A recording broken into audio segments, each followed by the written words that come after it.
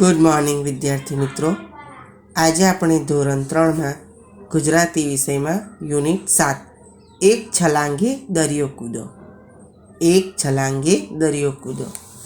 ચાલો ગાઈએ ગીતડું. હવે જુઓ, આ પાઠ 7ની અંદર એક ગીત આપેલું છે. લંકા તારી સળગી ગઈ, પૂંછડી મારી સાજી રહી.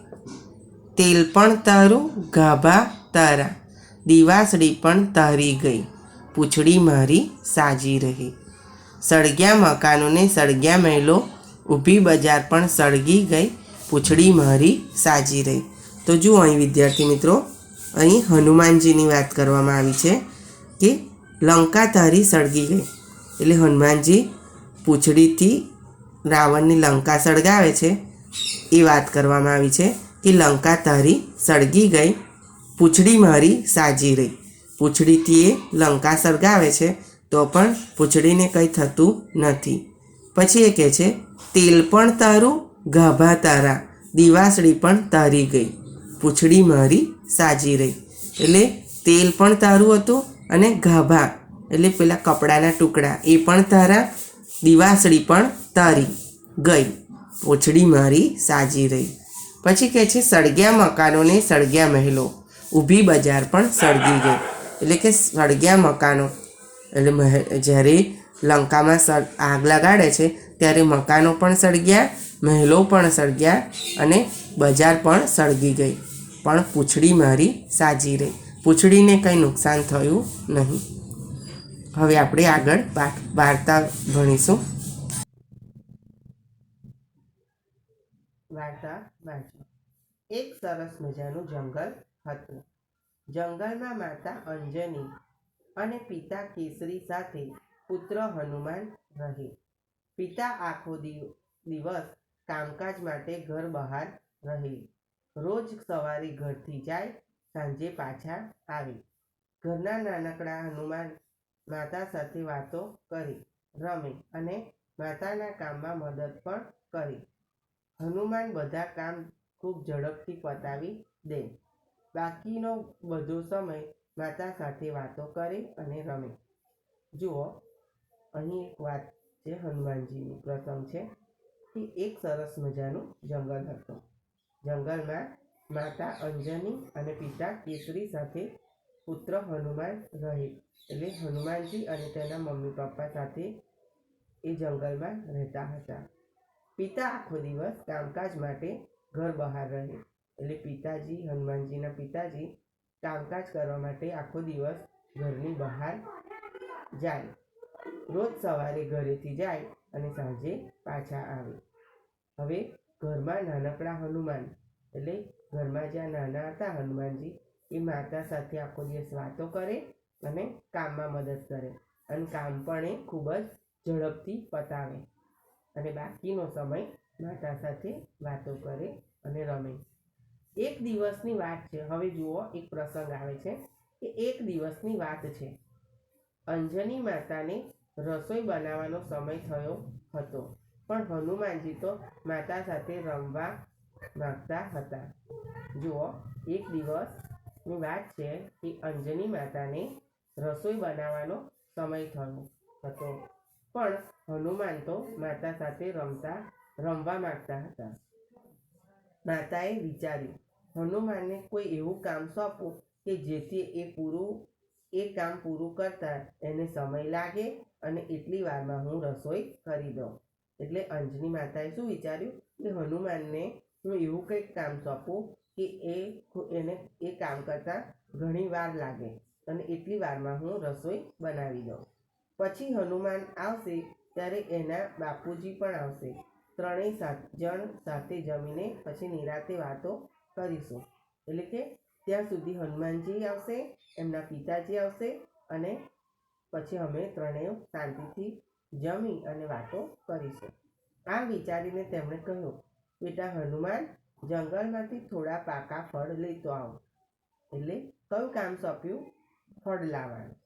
જંગલમાંથી થોડા પાકા ફળ લેતા. જી માતાજી. હનુમાનજી કહે છે, જી માતાજી. હનુમાને જવાબ આપ્યો કે સારું માતાજી. હનુમાન તો ઘરની બહાર નીકળ્યા અને પોતાના જમણા હાથનો અંગૂઠો પકડ્યો. અરે આ તું! હનુમાન તો મોટા ને મોટા થવા લાગ્યા. હાથ પણ લાંબો ને લાંબા થવા લાગ્યા. પોતાનો હાથ લંબાવીને દૂરના ઝાડ પરથી પાકા ફળ તોડી લીધા. હજી તો માતા રસોડામાં ગયા ન ગયા ત્યાં તો ફળ હાજર. જુઓ, એમના માતાજીએ એવું વિચાર્યું કે આમને હું ફળ લેવા મોકલું એટલે એ થોડી વાર લાગશે, ત્યાં સુધી હું રસોઈ બનાવી દઈશ. પણ હનુમાને શું કર્યું કે પોતાનો જમણા હાથનો અંગૂઠો પકડ્યો અને શું થયું જોયું? હનુમાન તો મોટા ને મોટા થવા લાગ્યા, ખૂબ મોટા થયા અને હાથ પણ લાંબા ને લાંબા થવા લાગ્યા. અને જે જગ્યાએ તે ઊભા હતા ત્યાંથી જ એમણે હાથ લાંબા કરી અને દૂરના ઝાડ પરથી પાકા ફળ તોડી લીધા. હજુ એમના માતાજી તો રસોડામાં પણ નહોતા પહોંચ્યા અને ફળ હાજર કરી દીધા. હે, એટલી વારમાં પાકા ફળ આવી ગયા? તારા બાપુ લાવ્યા? હનુમાનને કંઈ જવાબ ન આપ્યો.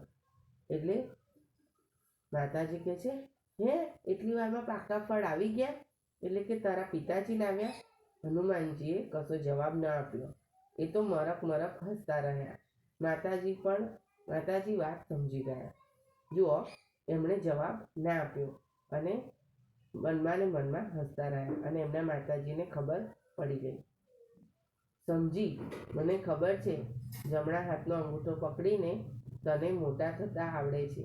ચાલો ને માં, આપણે કંઈક રમીએ, હનુમાને વિનંતી કરતા કહ્યું. એટલે એમના માતાજીએ કીધું કે મને ખબર છે કે જમણા હાથનો અંગૂઠો પકડીને તને મોટા થતા આવડે છે. ચાલો ને માં, આપણે રમીએ. હનુમાનજીએ પછી વિનંતી કરી કે ચલો ને મમ્મી, આપણે કશું રમીએ. ના બેટા, હમણાં તારા બાપુજી આવશે, એમના માટે જમવાનું બનાવવાનું બાકી છે. જમીને પછી આપણે રમીશું. એટલે એમના માતાજી કહે છે, ના બેટા, હમણાં તારા બાપુજી આવશે અને એમના માટે મારે જમવાનું બનાવવાનું બાકી છે. જમીને પછી આપણે રમીશું. ના, મારે તો અત્યારે જ રમવું છે. હવે જો હનુમાનજીએ જીદ પકડી કે ના, મારે તો અત્યારે જ રમવું છે. ઠીક છે, તું એકલો બહાર રમ, હું ઘરમાં રસોઈ બનાવું. પણ જોજે પાછો વારે વારે ઘરમાં આવીને મને હેરાન ન કરતો. હનુમાનને જવાબ ના આપ્યો, માત્ર મરક મરક હસ્યા. એટલે માતાજી કહે છે, સારું, એકલો બહાર તું રમ, હું ઘરમાં રસોઈ બનાવું છું. પણ જોજે પાછો વારે વારે ઘરમાં આવીને મને હેરાન ના કરતો. તો હનુમાનજી મનમાં ને મનમાં હસે છે. તું એમ નહીં માને, લાવ ઘરની જાળી બંધ કરી દો, પછી કેવી રીતે આવીશ? એમ કહીને માતાએ જાળી બંધ કરી અને રસોઈ કરવા બેઠા. જુઓ, એટલે એમને મનમાં ને મનમાં હસતા જોઈ માતાજીને વિચાર આવ્યો કે આ મને હેરાન કરશે. એટલે એમણે શું કર્યું? ઘરની જાળી બંધ કરી દીધી. એટલે પાછા કેવી રીતે આવીશ? એમ કહીને માતાએ જાળી બંધ કરી દીધી અને રસોઈ કરવા બેઠા. હવે જુઓ, હનુમાનજી ઘરની બહાર અને માતાજી અંદર. માતાજી રોટલી બનાવતા જાય અને છાબડીમાં મૂકતા જાય. થોડી વાર પછી માએ છાબડીમાં જોયું તો એક પણ રોટલી નહીં. આજુબાજુ જોયું પણ કંઈ દેખાયું નહીં.